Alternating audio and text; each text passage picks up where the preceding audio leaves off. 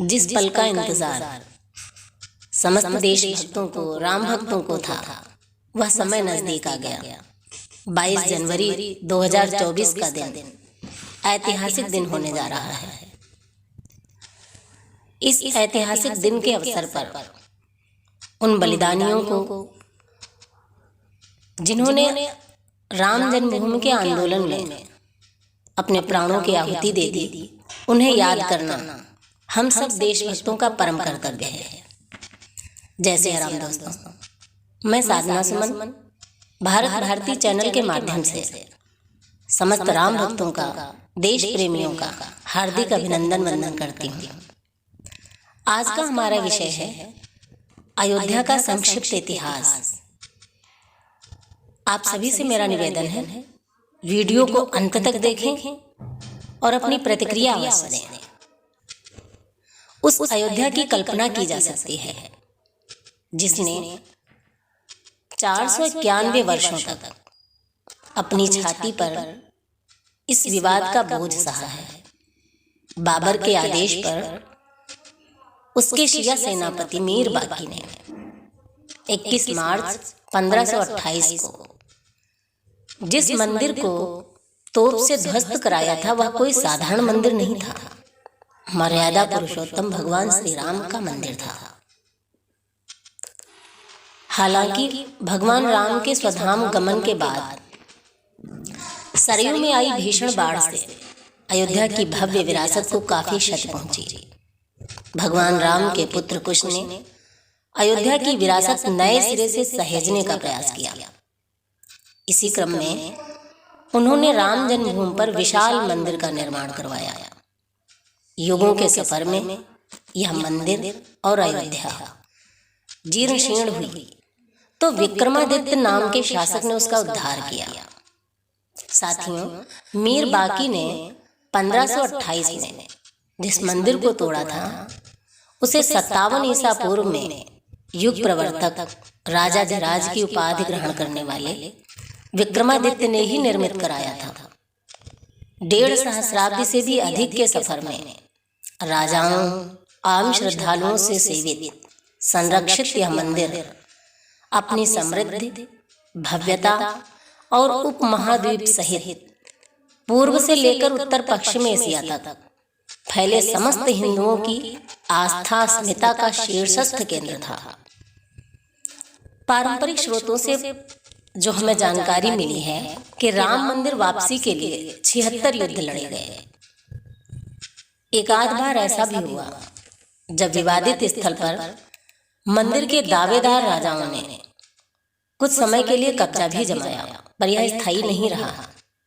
जिस वर्ष मंदिर तोड़ा गया, उसी वर्ष पास की भीटी रियासत के राजा महताब सिंह, हंसवर रियासत के राजा रणविजय सिंह, रानी जयराज कुंवरी, राजगुरु पंडित देवी दीन पांडेय आदि के नेतृत्व में मंदिर की मुक्ति के लिए जवाबी सैन्य अभियान छेड़ा गया।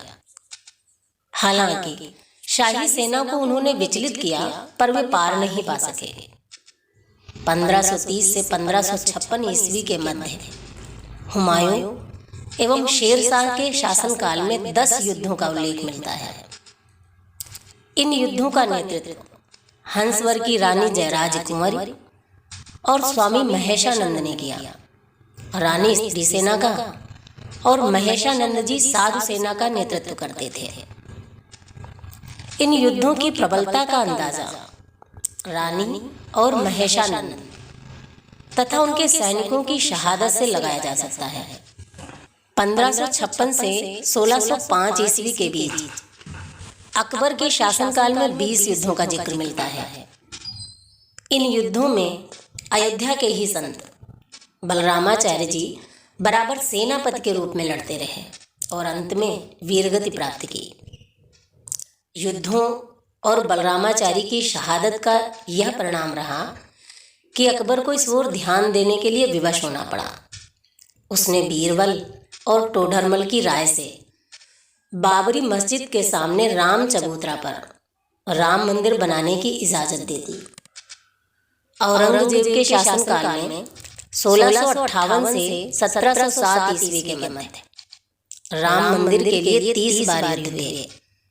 इन युद्धों का नेतृत्व बाबा वैष्णोदास, कुंवर गोपाल सिंह, ठाकुर जगदम्बा सिंह आदि ने किया।